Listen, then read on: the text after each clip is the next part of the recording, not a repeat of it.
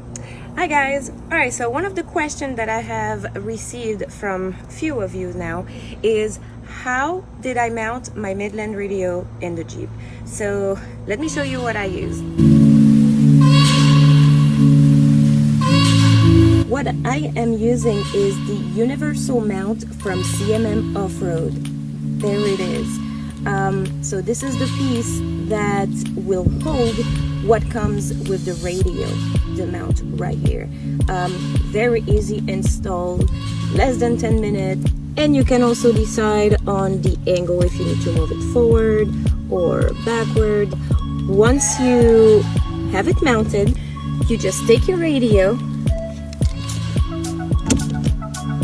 and you slide it in. And just like that, your Midland radio is now mounted.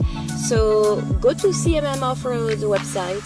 They are actually having 15% off everything for Liberty weekends, and if you spend $99, you have free shipping. So definitely check them out. They are a great company, great customer service, great quality product made here in the United States. So go check them out.